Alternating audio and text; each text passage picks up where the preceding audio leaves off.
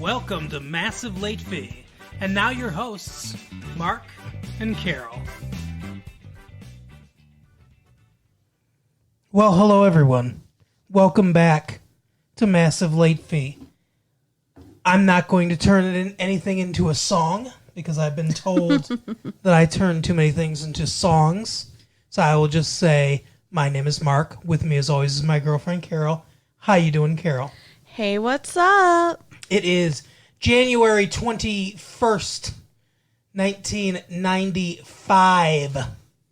And we're not singing here today. It seems so weird without you singing, though, like a deflated balloon or something. Interesting. Like 99 Luft balloons? Exactly. It's too bad. Too bad that I can't sing since I know both the German and English versions of the song. That really is too bad. Mm-hmm. Yeah. So, sad news. What's wrong? What's sad? My parents unceremoniously canceled their subscription to the Detroit Free Press. Oh. And What are we going to do? well, I'm going to have to. There's no news this week because I have no access to the news. Shame. So what I'm going to have to do is I'm going to have to get my own subscription to it and go from there. Hey, on the way over here, did you forget that, like, you can just stop at any gas station or convenience store and put, like, a quarter into the thing to get the paper? On my way over where? To where we record. Where are we recording this from? My house. This entire time we've been here at your house. Yeah. Okay. All right. Anyway. So, you know how every week I'm begging you people to, write us and let us know that you're actually listening? No. Well, guess what? What? 2 people did. Oh, wow. Right? I was so excited. What did these fools have to say? Well, our first message was from Cindy. Stop singing, Cindy? What? Is it stop singing, Cindy? She wants me No. to stop singing? No. Oh, okay. Says love this. You seem to be on the same page with her. Oh, buddy. I thought maybe, she was part of your cabal. You're no fun. You're no fun, footloose town preacher, no singing, no fun attitude. Yep, that's right. I am no fun. That's what I thought she was. Don't she was drink, don't dance. What do you do? Anyway. I'm familiar with Adamant. I can't sing it, but I know it. Love the show. Mm-hmm. Hello, Carol. My name is Cindy, and I just wanted to write and tell you that I love your show. You and Mark are so cute together, and I love your chemistry. And my singing? I was wondering if you're planning on doing another show after my so-called life, as Mark likes to say. Anyway, thanks for the time, and keep up the great work, Cindy. So, Cindy, I mean, yeah, if we ever, run out of episodes of my so-called life, for sure. But, I mean, this show is going to be on. This is a great show. Oh, yeah. I don't see it going anywhere. This show's going to be on for years to come. Yes. I mean, I imagine we're going to see, like, Angela, Rayanne, Jordan, Brian will be in, like, college. Maybe they'll even, like, get married, have babies. It could happen. It's going to be... It's going to be what Saved by the Bell the college years couldn't be. But let me tell you, Cindy, this was my very first letter, and I was so excited. I did like a little happy dance. So thank you so much. It's the first email she's ever received. Well, not the first email I ever received, but the first email I ever received about our show. Okay. I mean, you write me emails all the time. Yeah. Yeah. I can't sing in them, but yeah. Oh, get over it. The next one is from Jason. Says, hilarious. Mark and Carol, hey, what's up? My name is Jason, and I just wanted to tell you that I love people the at show. Camp Crystal Lake. What?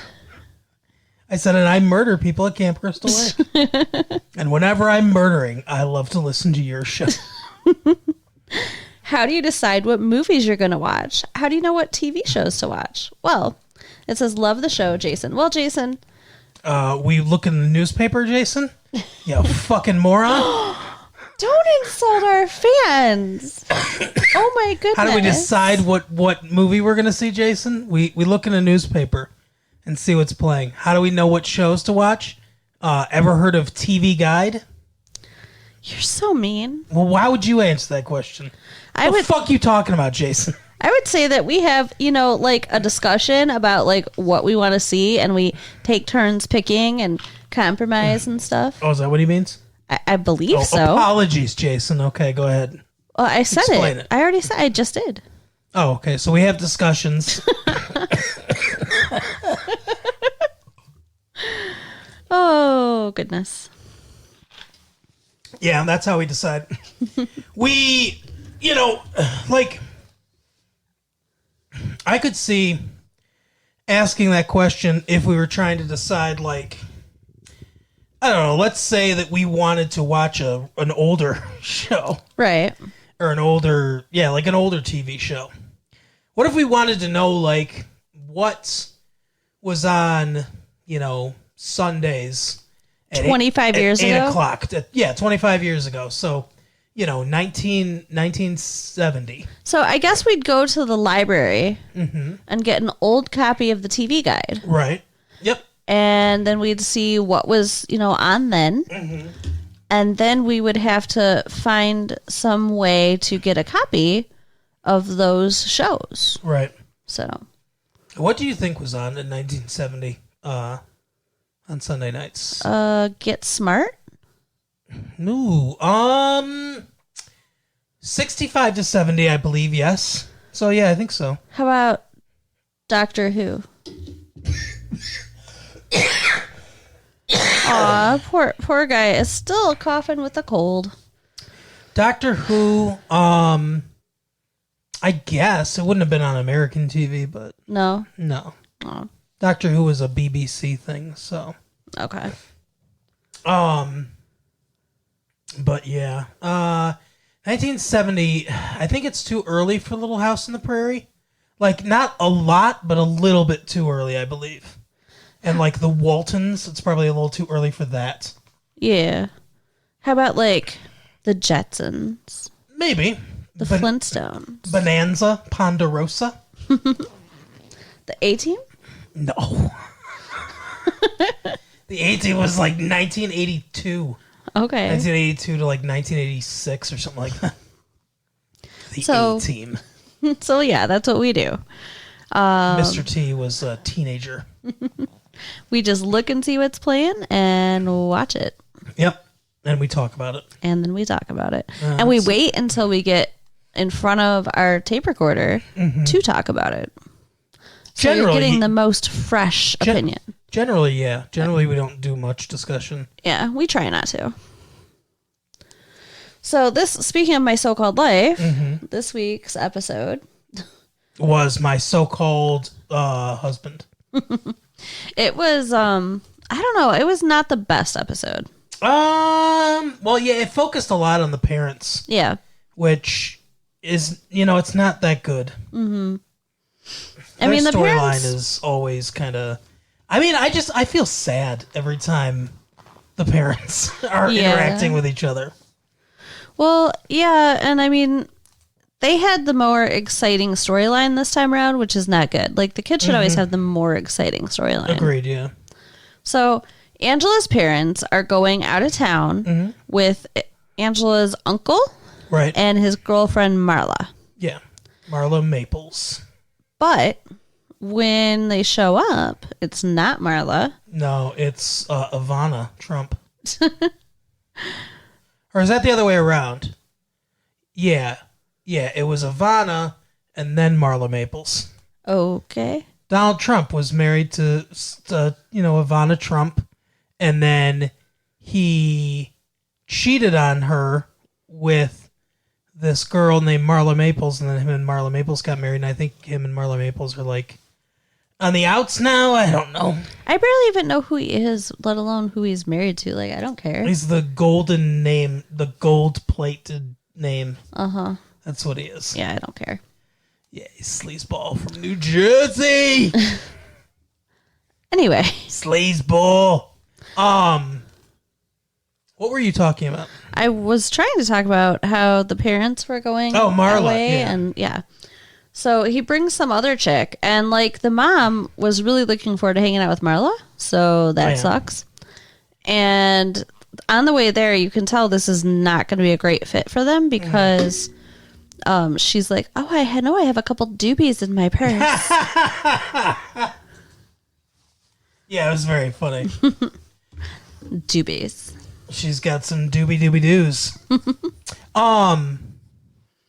They do something in this episode, which is stupid, and it's stupid because they don't follow through with it in any way, in any significant way. Do you remember when they did the episode with Crackhead, where instead of Angela's personal monologue, it was mostly Crackhead's personal monologue?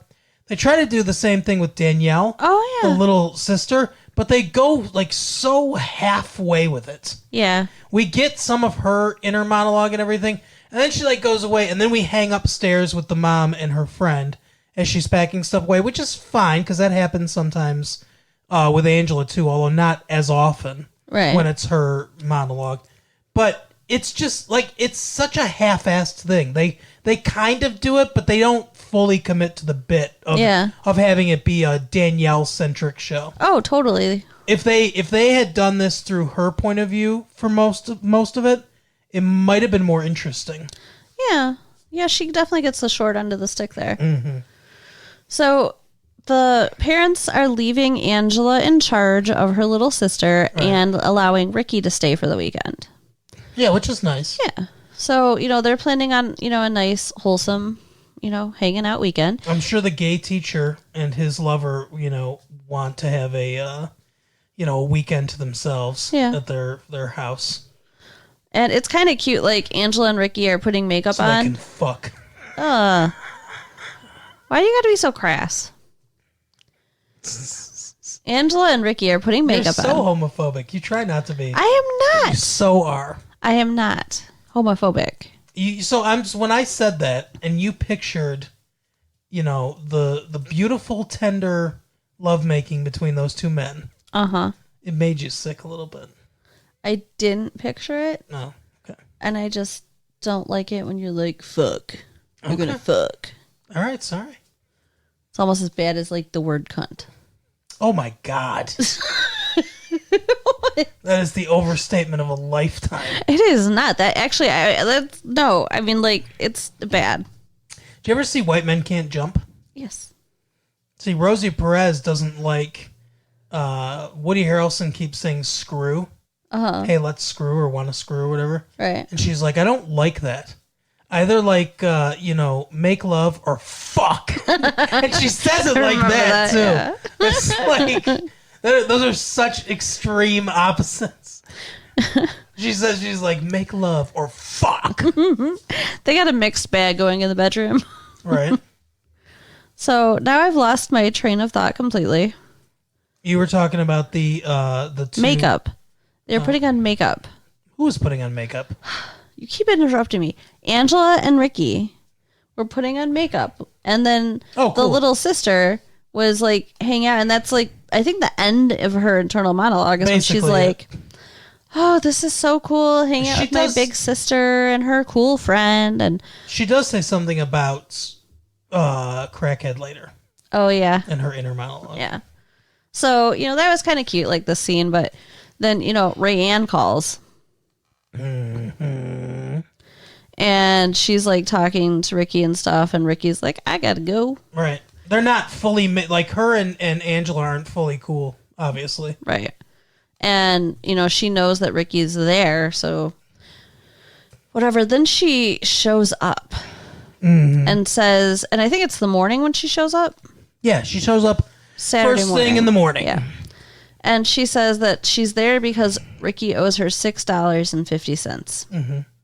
That is ridiculous. And then when Angela's like, he's upstairs, she gets up there and he's like, I paid you that like a long time ago. So like 2 years ago, I yeah. think. Yeah. So, I mean, it was all bullcrap. The whole thing's just a ruse to get over there. Yeah. And then she finds, so going back real quick to the parents thing, the mom was talking to her friend and packing her bags, and her friend had brought over a negligee. Right. That she like forced her to bring with her, and some handcuffs. By the way, is that a sexy negligee? Like, to me, it just, and I don't know if it's because it's TV or if when people get older, this is what they think is sexy.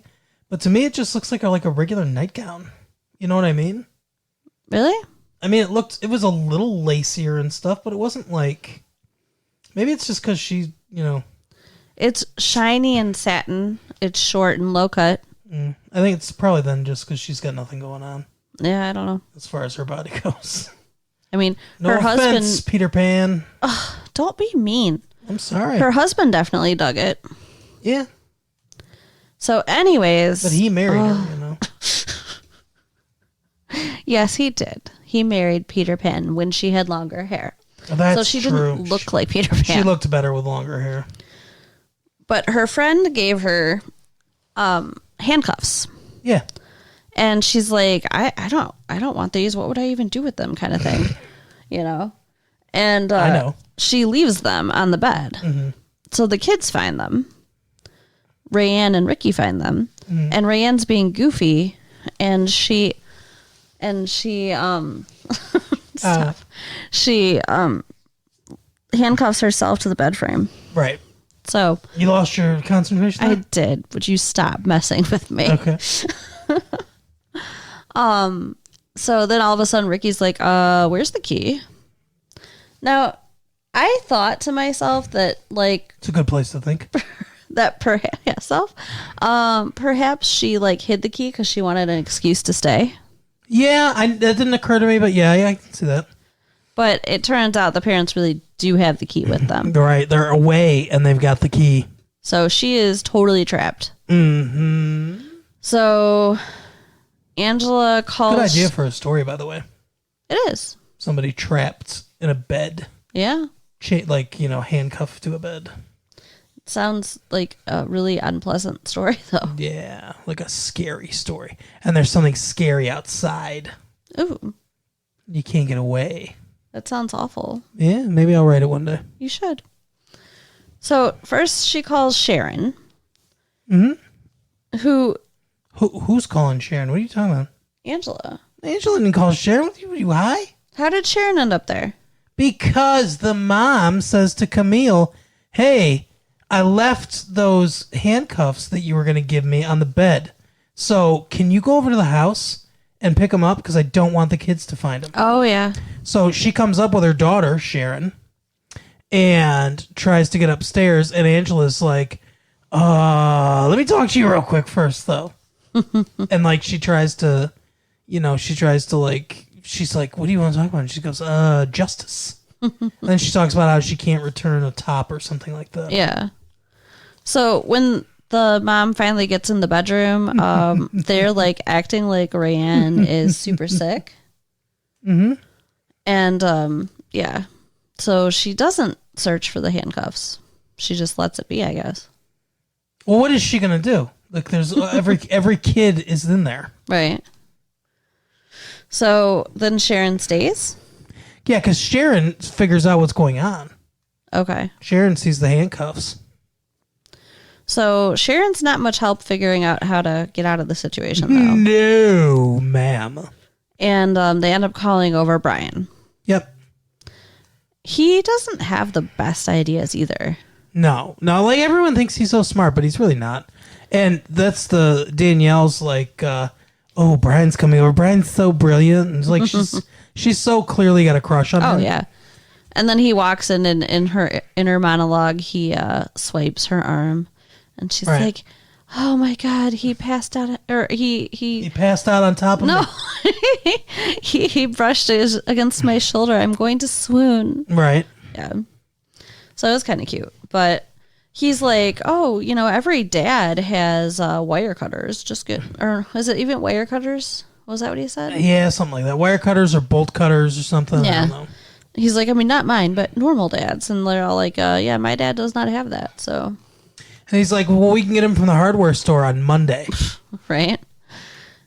And then, what hardware store is not open on Sunday, by the way? Well, I mean, I guess it depends on what city you live in. I mean, I guess. Aren't they by like Philadelphia towns, or something? Yeah, smaller towns for sure stuff closes on Sunday. Some things are closed on Sunday here still. We live in some stuff's closed on Sunday, but the hardware like Ace and stuff like that, they're open. Yeah. Because most people they're going there on the weekend when they're not at work. That's true. To get the stuff that they need for, like to do on the week, like, the fix-up stuff they're doing on the weekends. That's a very good point. It's not 1965, crackhead. Right. So then I'm trying to think what else happens. Like, she ends up having to actually stay the night again. Well, so crackhead says, hey, let's find handcuffs by the same manufacturer. They might have the same key. And what's her name? Sharon. Is like where there's a place called the Pleasure Center. Yeah. And they might have handcuffs there. And then everybody's looking at her like, how do you know about the Pleasure Center? Right. Which we all know how she knows. And Brian says, I don't know where the Pleasure Center is. And we're like, yeah, we all know that, Brian. We all know you don't know where it is. So her and Brian go together to the Pleasure Center. Mm-hmm. And she runs into Kyle. Who finds her Pleasure Center. Yes. So he has followed her back to the house and they're like making out on the porch. But she doesn't let him in. Yeah, he's like, let me just come inside you and then also in the house. Right. Yeah, it was pretty bad. So then it turns out that the key is too big for the handcuffs. Mm-hmm. And he does get let into the house with his buddy. Right. To use the bathroom. Right. And his buddy walks in and sees... No, it's him. Oh, it's him. Okay. Yeah. Walks in and sees Brian leaning over Rayanne in the bed and everybody sitting there watching. Well, at first he looks in and sees him on top of her and he's got this big smile on his face like, oh, I know what's going on here. Right. And then he turns and he sees Ricky and Angela and Danielle, the little kid, just sitting there watching him. And the look on his face is priceless. Then he closes the door and Rand's complaining to Brian that the key is too large to fit into the hole. Yeah. And his buddy comes out of the bathroom and he's like, Brian Krakow has Rand Graff chained to a bed in there.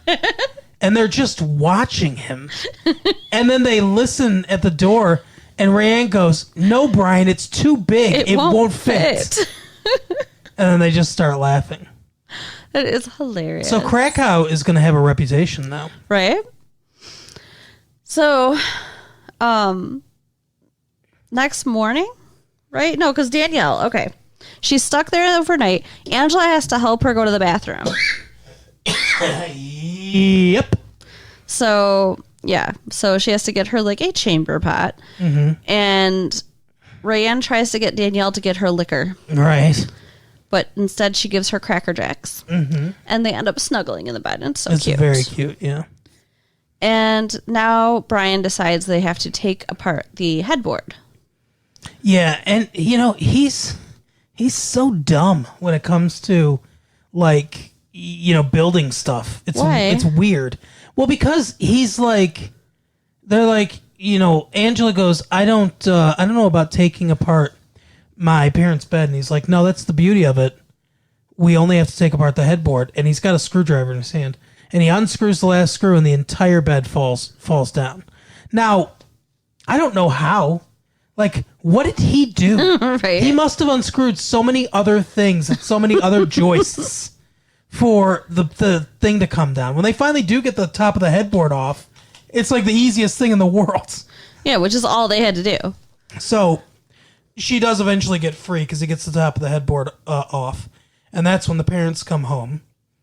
And...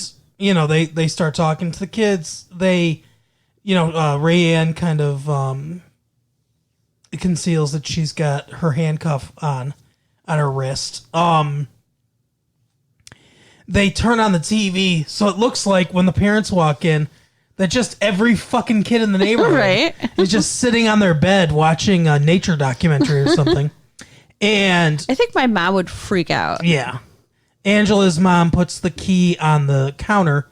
Danielle picks it up, motions to Angela to grab it. So she grabs it. They pass it back to Rayanne, and then Rayanne, uncuffs herself, puts it in the box, and excuses says, I got to go and everything. And everyone's like, oh yeah, we're gonna get out of your room for you, get out of your hair.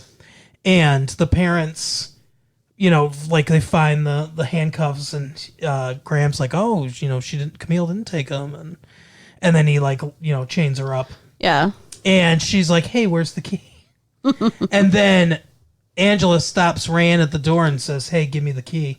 Like, she knows that she has stolen the key for some reason. Yeah, why did she want the key? She doesn't have the handcuffs. It makes no sense. I don't know. But she's like, you knew I couldn't resist or whatever. And she gave the key back and then left. And that's kind of the end of the kid's story. Right.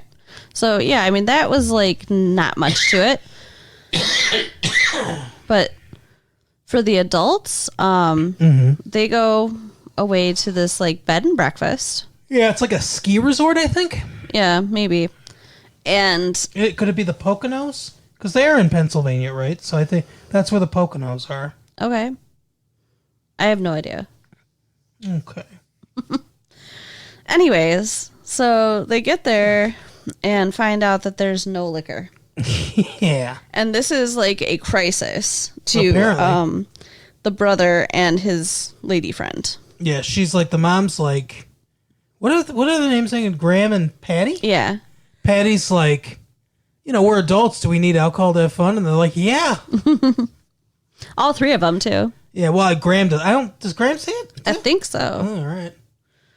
So, maybe not. I don't know. But then they go out searching for liquor, and Patty decides to stay behind. Yeah, why did she decide to stay behind? It's so weird. Because she's a goody two-shoes. She doesn't want to go look for liquor. Yeah.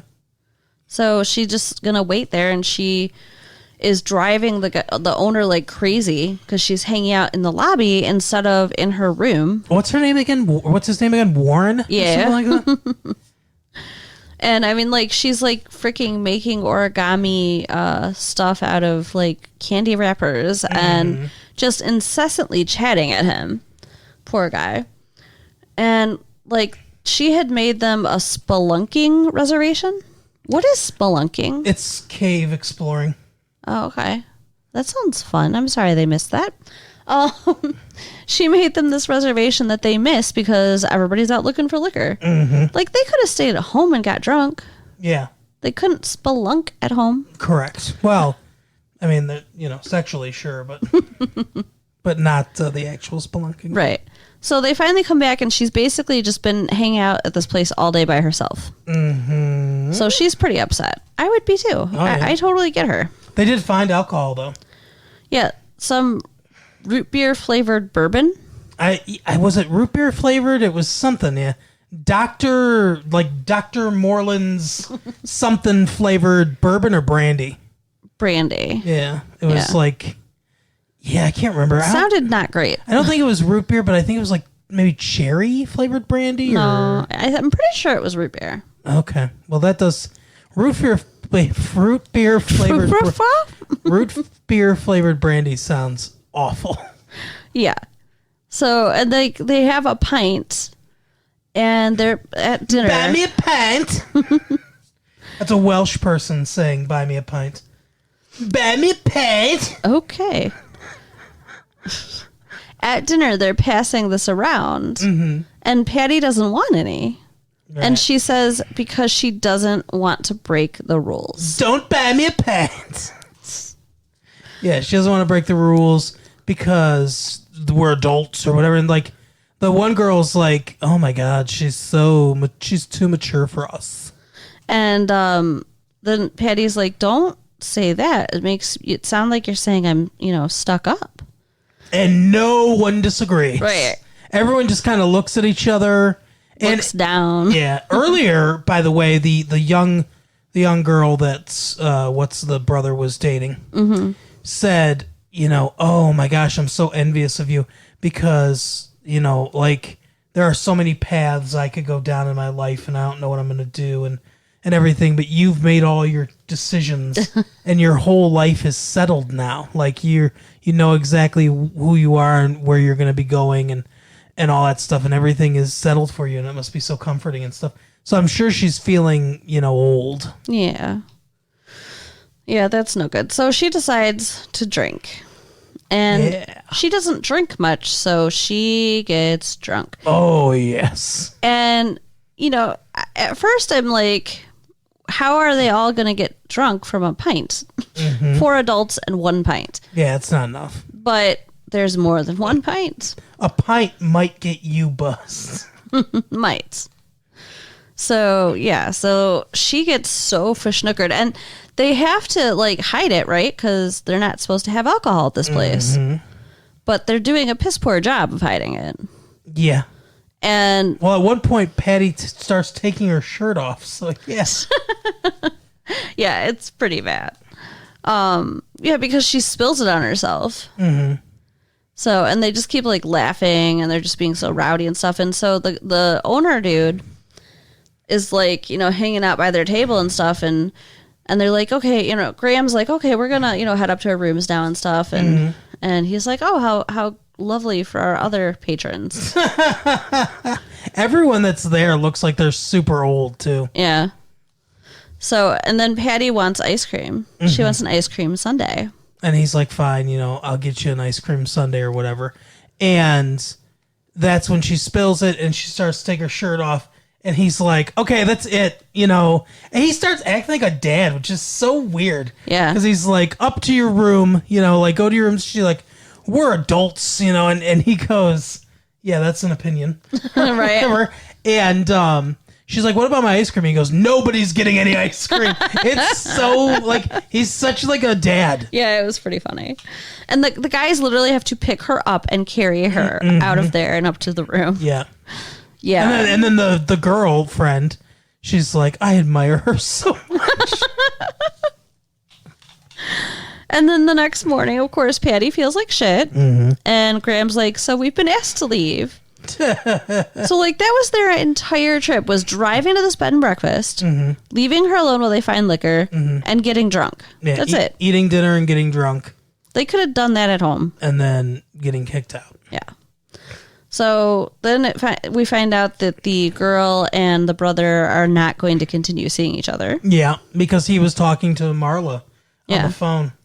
So he's probably going to get back together with Marla, one would assume. It's funny, too, because we forgot to mention at the very beginning, Graham was late getting there. And the reason he was late getting there is because he was with Hallie Lowenthal. Yeah, Heidi Lowenstein.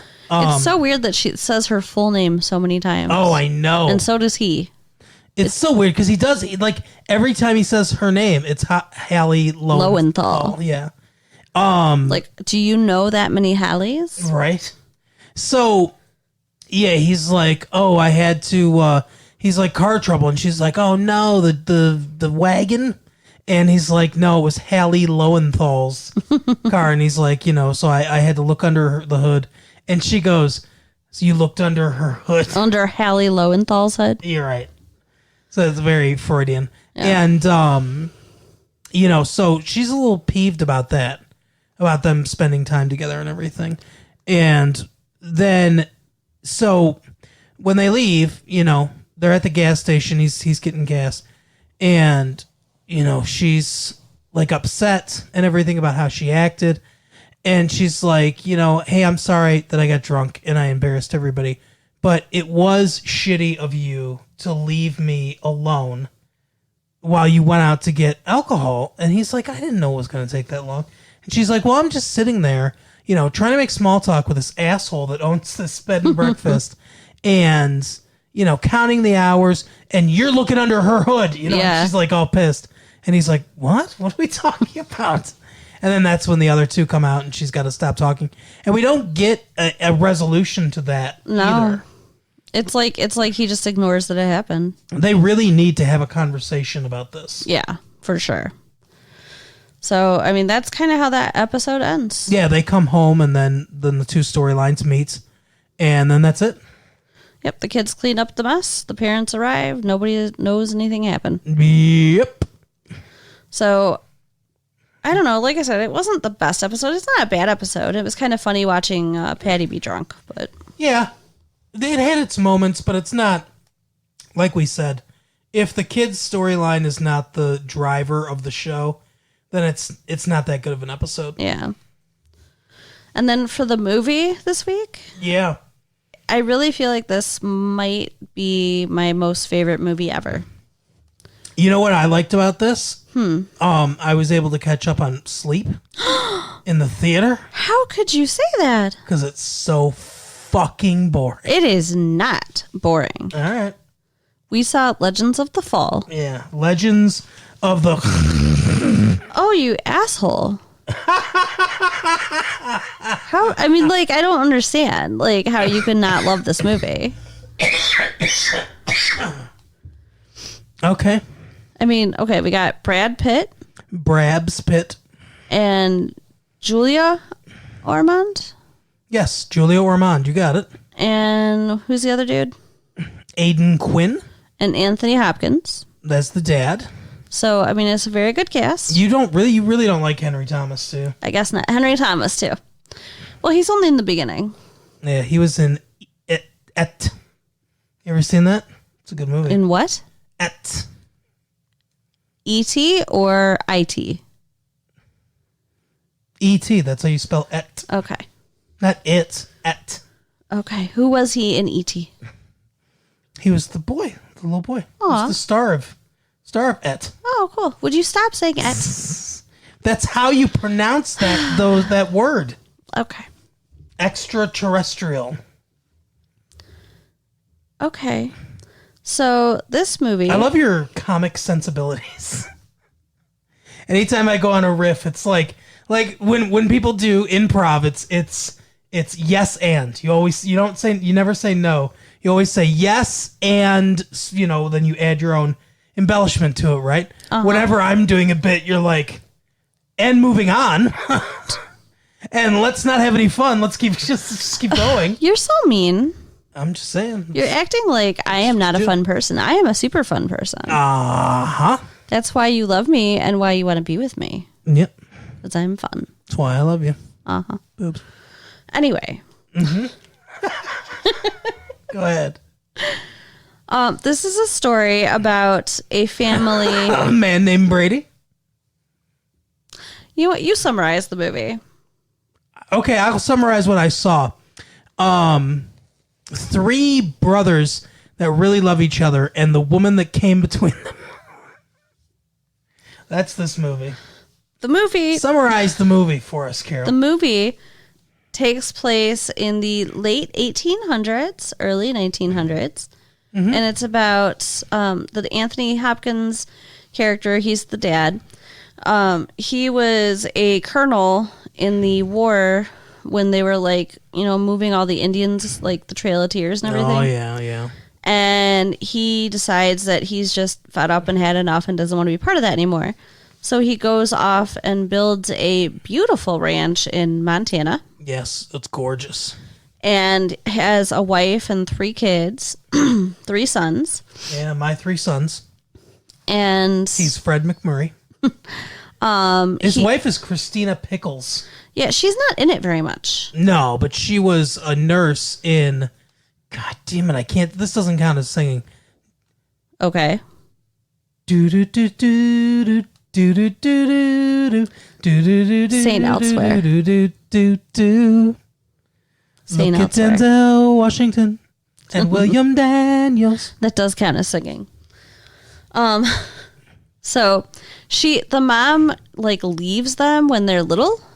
Just leaves them there with the dad because she doesn't want to live in the wilderness. Yeah, she wants to live in the city, in the city.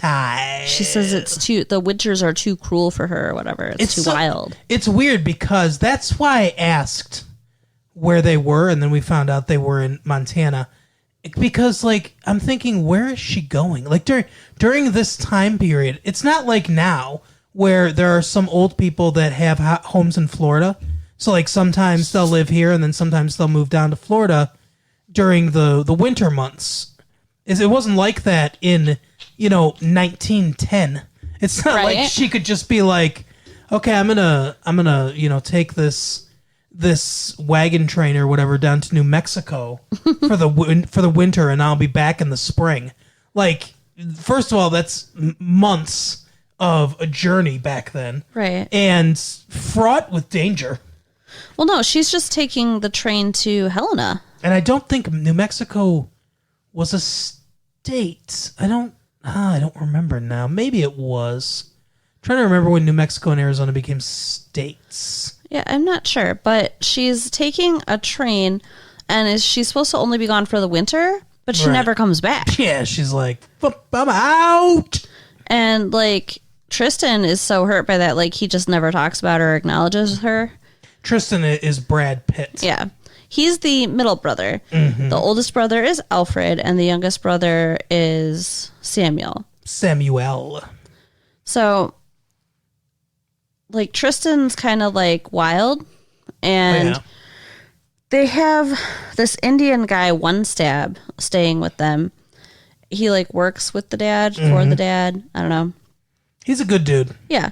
And they also have a family where it's an Indian woman with a white man. Right. And they have a daughter together, which I think back then would have been like a really bad thing, you know? Well, I mean, it was not looked like favorably necessarily. And like he mentions or whatever, like, she's a half-breed or whatever. And, Anthony Hopkins showing like what a cool progressive person he is for this time. He's like, not in this house. She's not. He's amazing. So Tristan is super close with One Stab, and like he kind of, I don't know, he's kind of like taking him under his wing, and he's like teaching him Indian ways. I think he like kind of learns the Indian language and everything from him. Yeah. And somehow I don't understand. They don't explain it. He gets in his head that he needs to try to kill a bear. Yeah, it's weird. He just goes off into the woods and like taps a sleeping bear on the shoulder. Like, what do you think is going to happen? Yeah, he really does. He just kind of goes up. He's like, "Hey, what's up?" Right. And the bear gets up and is angry. Yeah, obviously, you woke him up. Mm-hmm. And the bear swipes at him, and he's hiding behind a tree. And when the bear goes to get him again, he stabs it with his knife and like cuts off one of its fingers. Yeah, and the bear's pissed at that point, and then just limps off, because it's like the bear's like, oh, well, this fucking thing can hurt me, right? So I'm gonna retreat at this point. I feel really bad for this bear. He was just sleeping. I know, minding his own business, and some asshole gets it into his head that he's got to fuck with a bear, and then he gets part of his paw cut off. He's like, what the fuck? But One Stab and the dad find him out in the woods there, and One Stab's like all excited and like proud of him for getting this bear's finger. Yeah. Very weird. And then as they're getting older, like Alfred and Tristan are still at home, but Samuel, is he off at college? Like, how does he? Some kind of schooling, yeah. Yeah, he meets Susanna at a Harvard tea. Okay. So he's in love with her. Holy shit, really? Yeah. So they were far away in Boston.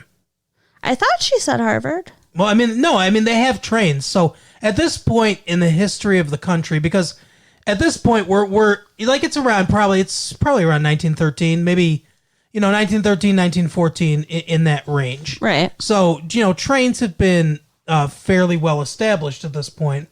So travel across the country is now possible. I don't know exactly how it worked back then, but to get to Montana from Montana to Boston, my guess is there's probably a train direct to St. Louis, because the reason the Gateway Arch is there in St. Louis is because that was really like the big outpost that separated, what the West was, like the Wild West, from the more civilized, like, East. Okay. So I'm guessing, so that was a big hub of where trains came and stuff like that. So if there wasn't one directly to Boston, which I'm guessing there wouldn't be, I'm guessing you take a train into, if you can afford it, you take a train into St. Louis, and then you take the train from St. Louis.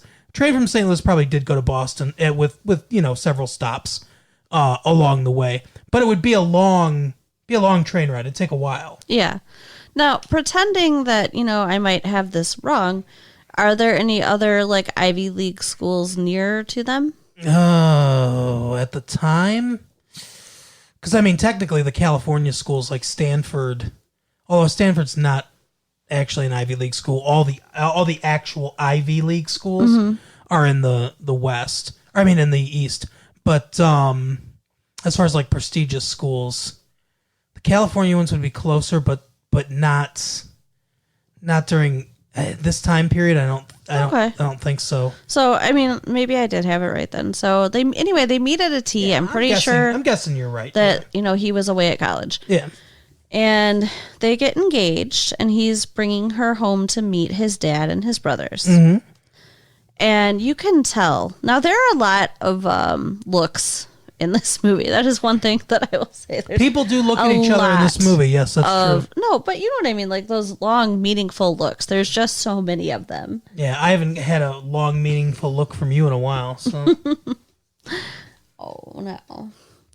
I look at you all the time. Mm-hmm. Mm-hmm. And you can kind of tell that, like, Alfred is taken with her as soon as, she gets off the train. And then, they're saying that Tristan will be coming, whatever, on the... Yes, he will. Shut up. And you see him, like, riding up to them as they're on their way back to the ranch, and he's got another horse with him with a deer over it. So I think that was, like, him kind of greeting them by getting dinner. I don't know. Yeah. And when he sees her, he, like, is, like, speechless, I guess. Like, he's just staring at her. He doesn't say anything. Mm-hmm. Alfred squirts him with water. Yeah. Like, it's bad. Like, all of them are just, like, fawning over her all the time. Even the dad, not in, like, a sexy way, but just they're all like, oh, a woman, Yeah. It's weird because Julia Ormond is an attractive woman. Yeah. But, I mean, they really, like, it's... I don't know that they could have gotten somebody that it would be believable with, the amount of fawning they do over this woman. But I'm guessing it's because, like you said... put it back in like 1914, and it's like you're in the middle of Montana where it's not a big female population. Right. And, she would have been a freaking stunning knockout in that day and age. In the day and age where it was very difficult for women to take like proper care of themselves. So, yeah. So, I mean, she's nice looking. She's intelligent. She's kind. Like, she's got a lot going for her. Mm-hmm. And... they, like I said, though, I mean, you could just tell all of them are just like in love with her pretty much. And Samuel goes to his big brother Tristan to ask about sex. Oh, yeah. And says that, they haven't done it yet. They're both virgins. And he's like, I'm planning to be with her. And before marriage, like she wants to have sex before they get married, which is weird, especially for that time. And Tristan's like, well, I recommend fucking, which is kind of funny. Be with her, whatever. So this is right before or right as World War I is starting. Yeah, it's around that time. Yes. And the guns of August, as they call it. Samuel decides that he wants to go to Canada to enlist in the army. Yeah, there's some political talk, around this. Like, so this doesn't just like, it's not just like bang, bang, bang. There's a lot of scenes of establishing character and things like that. And, they sprinkle it in there, discussions about politics. Samuel seems... especially vexed at the, what's going on with the plight of people in this war. And so he decides that he wants to enlist, and then Alfred wants to too. Yeah. And their dad is like livid and does not want them to go. Like, he basically is like, I brought you guys out here to keep you away from that stuff. Mm-hmm. And they're going to go anyway. Yeah, because he's a pacifist. He doesn't like war. He doesn't like, he's, strongly distrustful of the government itself. Mm-hmm. And yeah, he doesn't want them to go. And Tristan decides to go too, to keep an eye on Samuel, basically. Well, he says to Julia Ormond, because she's like, he's so determined to go. Yeah. And he's like, change his mind, basically. Well, no, she says he won't change his mind. He said change it for him. Yeah, exactly. I wonder if she tried as hard as she could. Like, I bet if she had said, I won't marry you if you go, maybe he wouldn't have gone. But then would he always resent her? Oh, that's true. I think what Tristan's getting at, though, is I think he was like, hey, go have sex with him and make him not want to leave. Wow. You think? I think so, yeah. Huh. So then she's like crying about it, talking to Tristan, and he's comforting her, and then they have one of those looks. Yeah, and it looks like they're going to kiss. It does. But then Alfred walks in the room. Yeah. And they didn't kiss. But it looks like they probably did from his angle. Right. And they don't talk about it at all. Nobody says, oh, no, nothing was happening or anything. Like, they don't even try to, like, downplay it. They just act like it didn't happen. Right. It's kind of weird. And the boys go off to war. So Samuel is engaged to her. Her and Tristan almost kissed, had a moment, and Alfred knows. Yeah. So that's the situation here. And Tristan is only going, you can tell, to keep an eye on his brothers, specifically Samuel. Yeah.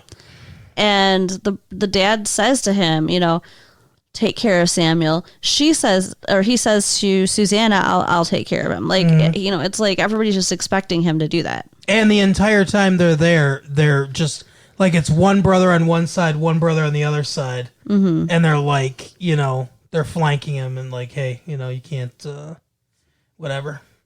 Yeah, it's really, really bad. And in this one battle, Alfred gets injured. Mm-hmm. Samuel gets grazed with a bullet. Yep. And Tristan just drags him down into a trench to keep him safe. And then while Alfred is in the tent, with his wound, and Tristan's visiting him, somebody comes up and says, hey, so-and-so got injured on the front. It's the front lines? Yeah, basically. And Samuel offered to go take his place. So Tristan goes to run after him. Yeah. And Alfred yells at him, I told you to stay with him. Like, it's his fault. Yeah. Like, Samuel has, like, it's not a death wish. He's just very naive. And, like, in one of the letters he wrote to Susanna, he's like, I want personal glory. Is that wrong? Yeah. He's like, he wants to distinguish himself in this war. Like, he admits that the war is not what he thought it would be. And that's, and it's such a stupid young person way to think. Right. To be like, oh, glorious war and fighting for a cause. Like it's going to be this high-minded, idealized thing, and it's dirty and disgusting and blood-filled and yeah, it's horrible. And he's like starts to realize that, but yeah, he's like, but I still want to like distinguish myself, but I'm afraid, with the way they kind of dote on me, that I'll never get the opportunity to do that. Right. So Tristan is riding out to find him, and he's off by himself. He gets... Yeah, because the captain or whatever got his fucking throat shot. Right. And, like, I don't know, they throw, like, mustard gas? Yeah, I think it's mustard gas, which is like a neurotoxin. And they have barbed wire all over the place. Mm-hmm.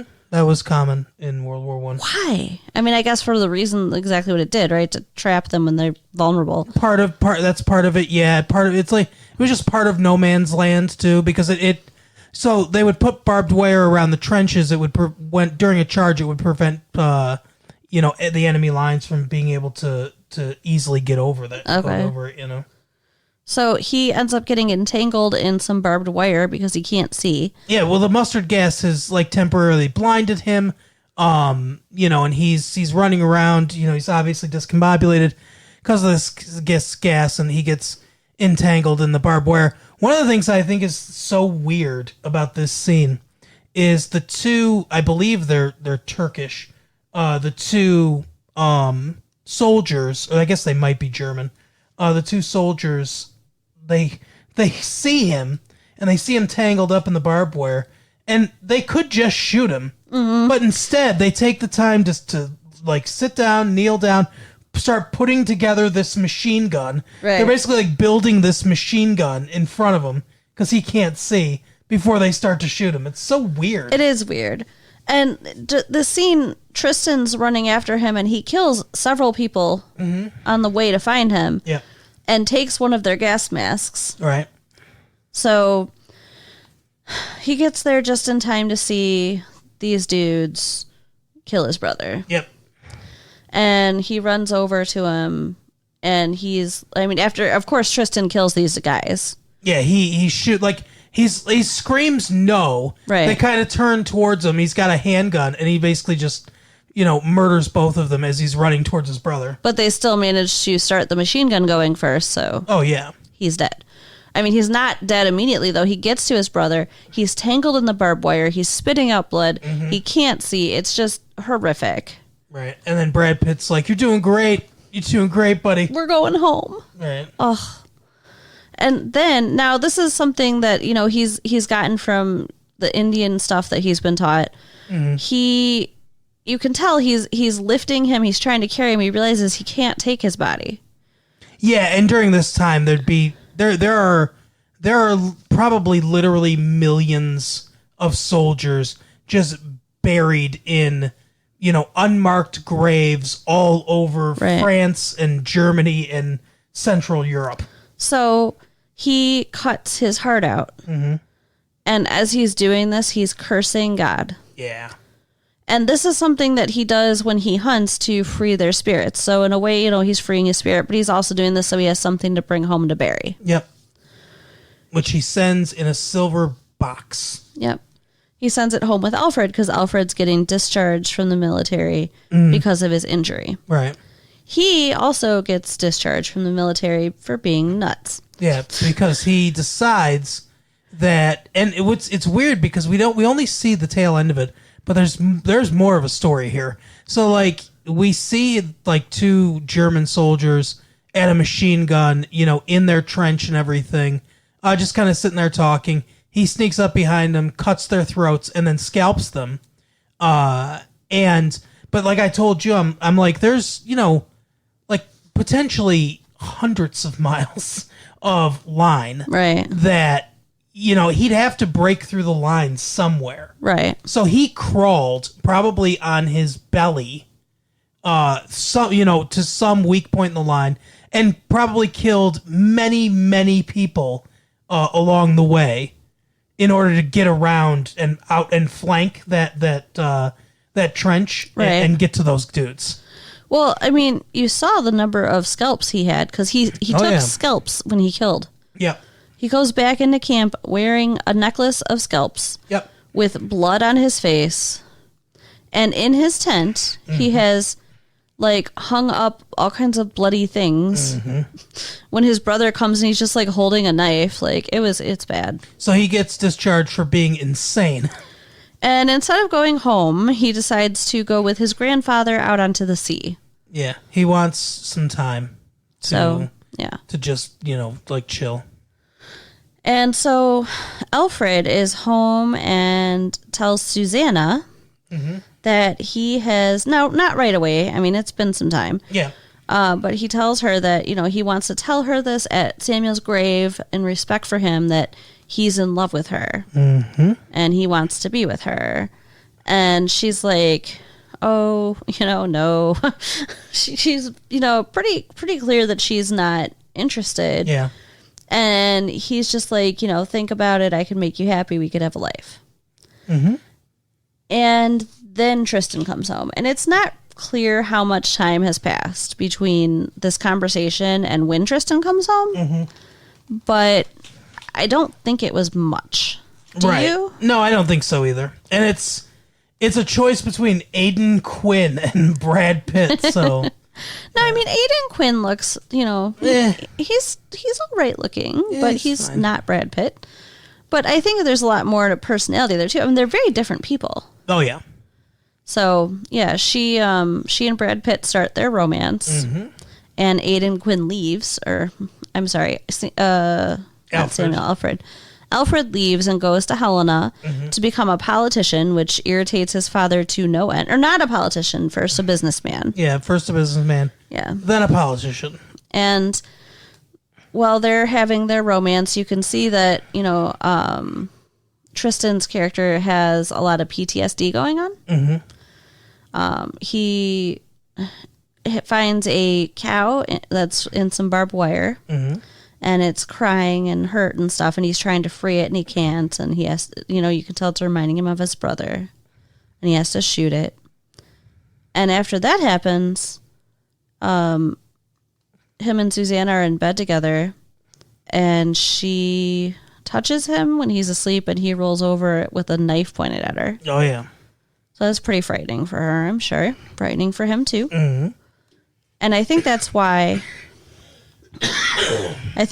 he decided to leave. Because he realized he's not right in the head.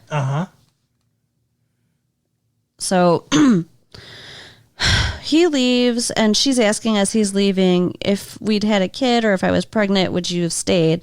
And he says no. Which I think that's kind of a dumb question, because, if he's acting like a homicidal lunatic, then would you really want him around a kid? No shit. Good point.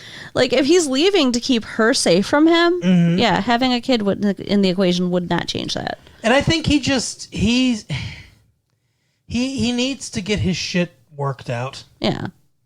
So he goes on a big adventure. Oh, yeah. He's in Africa and Papua New Guinea. Yeah. At some point he goes to Greece. He's we kind of see, it's like a montage scene of all this stuff. But yeah, he goes all over the world on a boat and meets all different kinds of people and does a bunch of different shit. He goes to Africa and he hunts all kinds of different game, zebras and lions and stuff like that.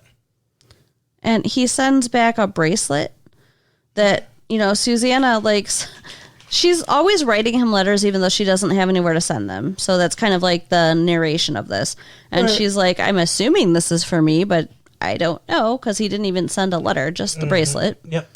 And then he sends another letter about being a hunter and stuff. And then one more saying to her, all we have is dead, as I am dead, marry another.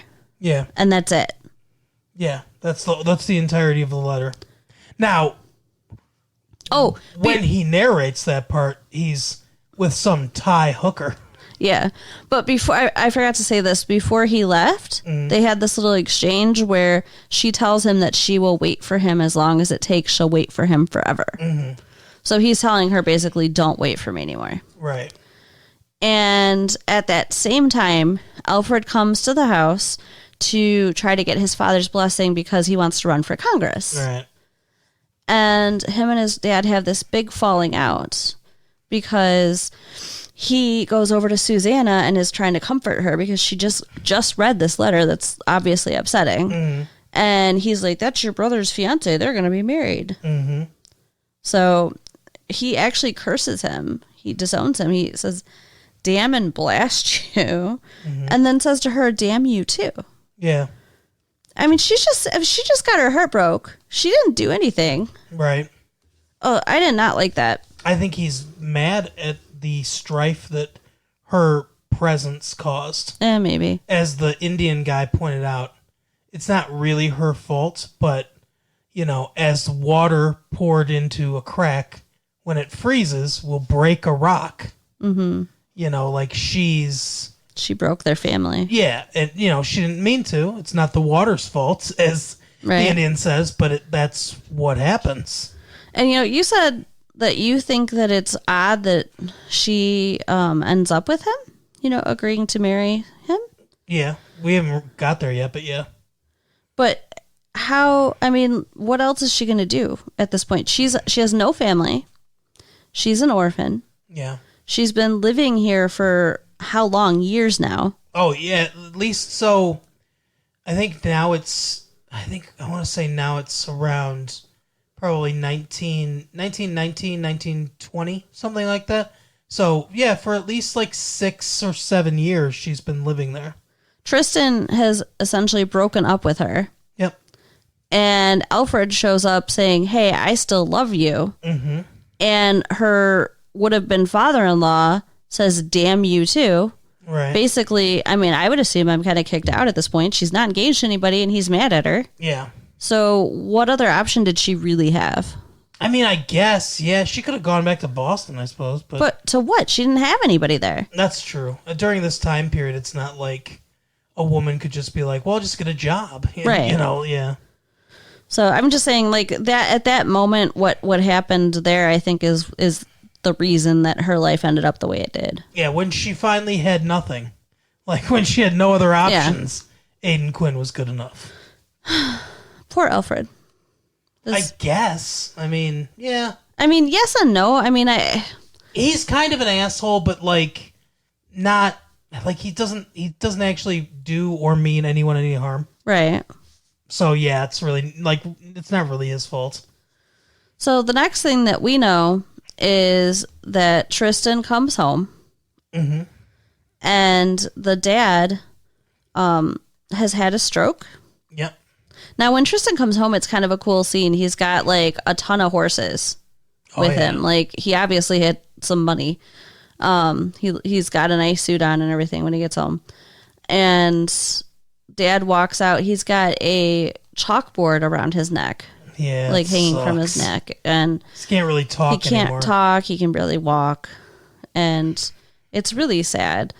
Him and Tristan sit down together, and he writes happy. Mm-hmm. Oh, I'm happy. Yeah, I'm happy. So, yeah, it was pretty heart wrenching. And then he wants them to tell him that Susanna married Alfred. So that's what happened. Because he asks about really good acting. Oh too. yeah, excellent acting. Anthony Hopkins should get like an Oscar for this or something. And Tristan asks about Susanna, and when they tell him that, he looks pained. Yeah, he looks disappointed, but I don't know why he would think anything else would have happened. Yeah, what is he like? He wrote her a letter saying, don't wait for me, basically. Yeah. And he's off cheating with, Thai hookers and shit. Right. So that we can see Brad Pitt's butt. Well, we saw quite a bit of sex with him and Julia Armand earlier. Yeah, that's true. So he says as it should be or whatever. Yeah. And then he sees Isabel too, who actually said in the very beginning of the movie, when she was 13, she said she was going to marry Tristan someday. Right. This is the half-breed or whatever, the daughter of the Indian woman and the white man. Dude, yeah. And she's all grown up now, and she's pretty. Yeah. So they start something, and they actually end up getting married and having babies. Yeah, 2 kids. And he gets into bootlegging. Yeah, because when he comes back from his long sojourn, the white dude that is with his dad, the one that's like works with him and stuff, he's like, ever since World War I ended, he doesn't say World War I, right? Because it wouldn't have been at that point, but I think he says like the war or whatever. He's like, ever since the war ended, like cattle prices just keep going down and down. And he lost everything. And so Tristan says, well, we can make it back in horses or whatever, right. Like we need to. And Anthony Hopkins, the colonel, he goes, your brother voted for the Volstead Act, which is the act that became the law that prohibition was based on, the prohibition of alcohol. So he voted to outlaw alcohol. Yeah. Okay. So Tristan says, "Are you saying that we should be bootleggers then?" Because and he's like, Anthony Hopkins is like, "Yeah, fuck the government," and he puts his middle finger up and everything. He's like, "Fuck, oh man, I would never," and stuff. And he's like, "Okay, whatever." So So he does. Tristan starts bootlegging, and that's how they start making money. Right. And now he had a big falling out with Alfred, too, that I don't think we mentioned. When he first came back. Yeah. And he first got with Susanna, Alfred basically accused him of, like, letting Samuel die. Yeah. When he's saying that, like, oh, isn't it convenient for you that he was out of the way and stuff? What a shitty thing to say, man. And so he said, I'll forgive you for that once because, you know, you love her. Right. But if you say that again, we're not brothers. Right. And so they are, you know, not doing well. No.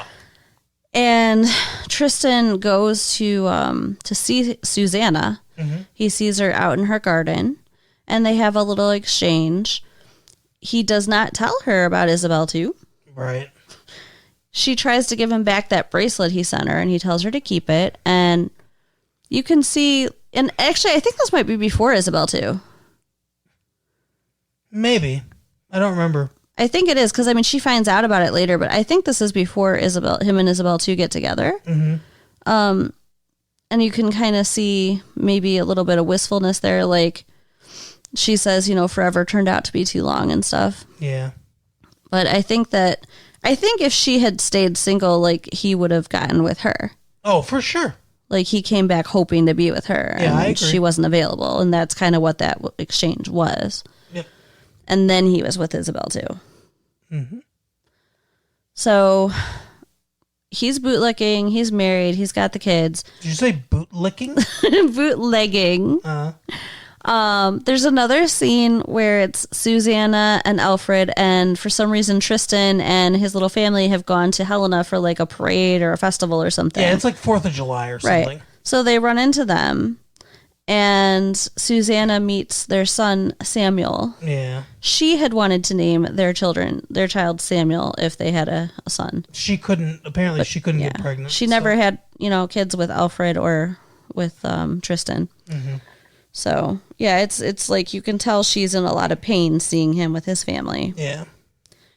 And then on the way home, because he is out in front of everybody with his cases of booze. Yeah, you're kind of skipping a couple things here. Am I? Okay, what am I skipping? So, there's a scene earlier where Tristan's delivering some alcohol or whatever, and these dudes come up to him, and they're like, hey, so you used to be pretty small time, and that was cool. But now you're horning in on our territory because we run the alcohol around here. So you need to stop, or you're gonna get it. And he's like, yeah, cool, whatever.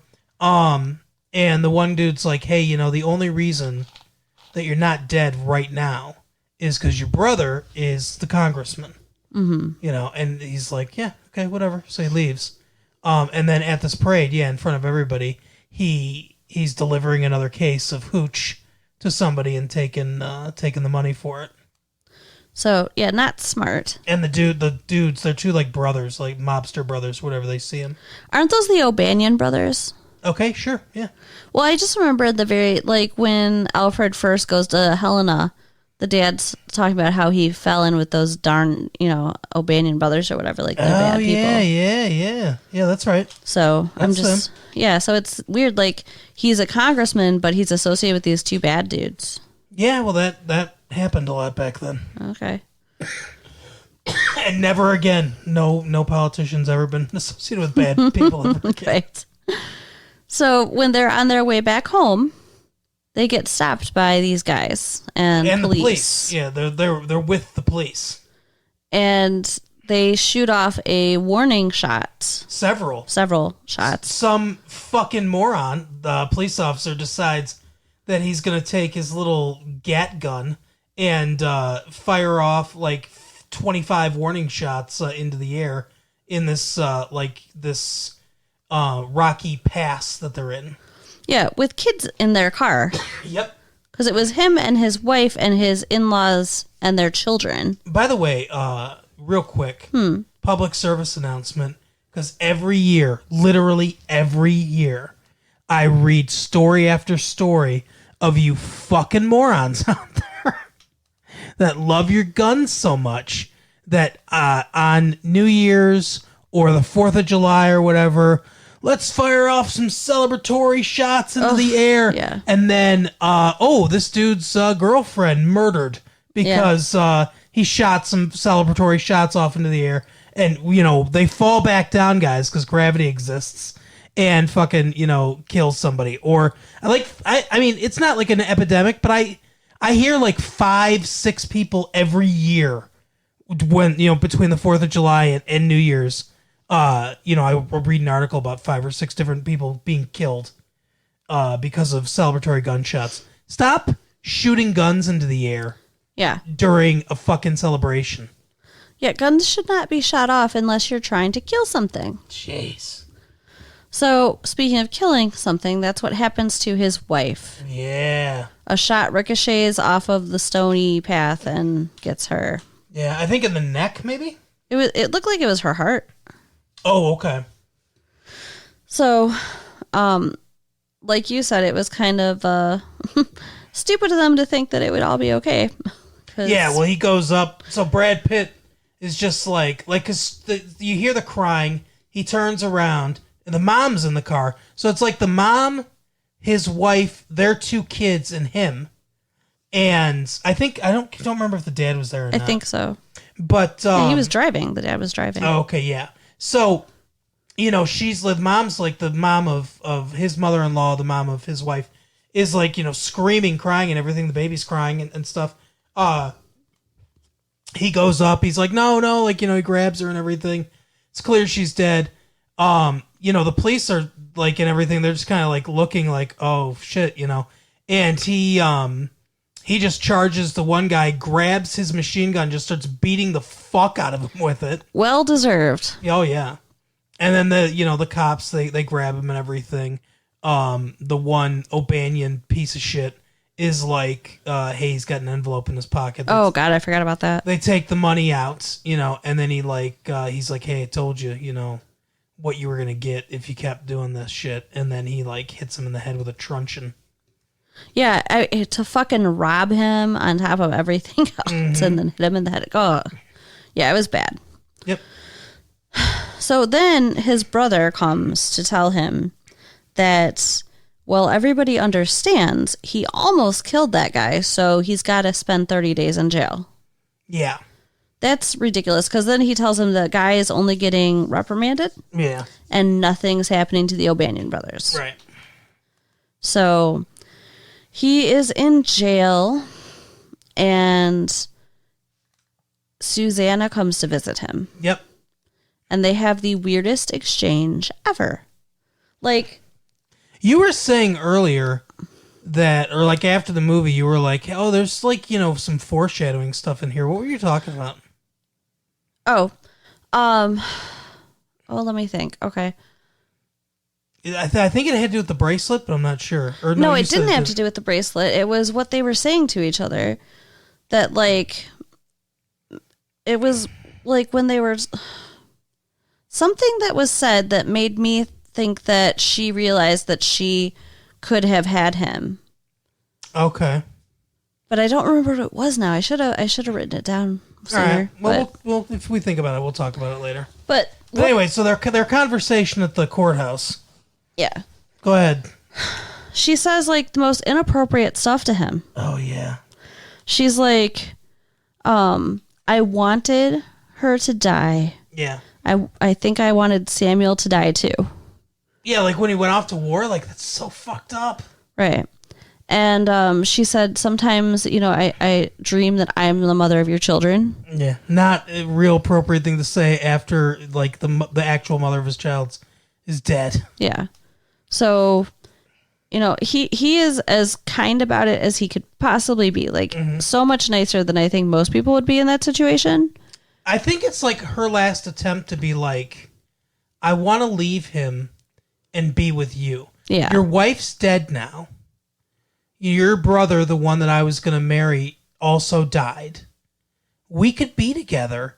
And because of all the shit he's been through, he's done with her. Yeah. Like, I think it's very clear. And not that it's her fault or anything like that, but it's just like his wife is dead. He doesn't want, like, this. He doesn't want a family or anything. You know what I mean? Like, yeah. He doesn't want this shit. So, like, I think it's her basically saying like, hey, is there a chance for us?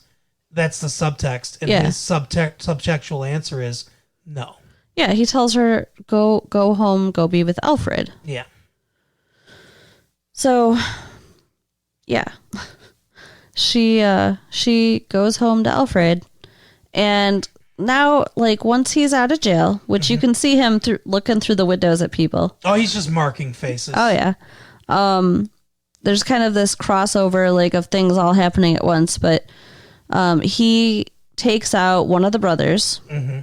The dad of Isabel, too, takes out the cop that killed her. Yep. And at the same time, Susanna is at a party in her home, and she goes upstairs. She walks away from the party, goes upstairs, cuts her hair, and shoots herself in the head. Yep. So then what happens after that? Like, they're coming, they come for him. They come for Tristan. Well, yeah, because like I said, you know, just like they were naive to think that, like, oh, this is, you know, we killed his wife, but this is it. This is, you know, like, it's fine. Like, he got to beat that guy up. It's okay. Like, they were so stupid. Now, he was stupid in thinking, I'll kill this guy's brother, because the cop, who gives a fuck? You know what I mean? Like they don't give a shit about that cop. But, like, he kills that dude's brother, and for Brad Pitt to just be like, that'll probably be fine. Like, that's naive, too. Right. But, okay, so he was packing a bag. So I don't think that he was that naive. I think he was going to leave. It's just that they got there before he could leave. Okay. But they show up, and it kind of turns into, like, a standoff. Well, is that what you would call it? I guess. I mean, so they had been at the funeral for Julia Ormond. Mm-hmm. And Aiden Quinn's like, give me a minute with her, you know. So everybody leaves, and he's at the grave. I guess that's what it was. They went back for the funeral, and he was probably going to pack up and leave, Brad Pitt. So he's talking to his dad and all that shit. And then he sees the fucking brother talking to his son. Yeah, holding a little gun. Yeah. This little tiny kid, he's like maybe 3. Yeah. He's like, this is a gentleman's gun. Yeah, this is what you want when you get older. Right. And then his daughter's over there too. So the grandpa, not Anthony Hopkins, but the father of what's her name? The one that got killed. Isabel too. You know, he's like, you know, Brad Pitt's like, hey, grab the kids, you know, and stuff. So he like grabs the kids, gives them to the grandmother, and she goes and takes them inside and everything. And they're like, hey, you know, we're not here to arrest you, right? Because it's the sheriff, another fucking cop with a, you know, machine gun, and then the brother. And he's like, hey, you know, we're not here to arrest you. And he's like, yeah, just take me out to the woods. So my family doesn't have to see it. Yeah, I don't want my son to see. That's what my son, like, he doesn't give a shit if his daughter sees, whatever. But. Well, his daughter's a baby, like an actual baby. Yeah, that's true. So Anthony Hopkins comes out of the house, and he's like, what's going on here? And it's like they're about to start mocking him. Yeah. They're kind of looking at him, and they're like, yeah, you know, it's fine, whatever. Like, no, they're like laughing. They're like, what's going on here? Right, like Colonel, you know, and he's like, yeah, what's going on? Like, and then so Brad Pitt gave him a rifle. Yeah. That's one of the things that he brought back to him. And, you know, he was like, he had the stroke. He's like, I'm sorry, I didn't know. Basically like, oh, you can't use it, right. You know? So. And we see just for like a snippet at some point. Him trying to put them together. Yeah. So he'd obviously been practicing with it. Right.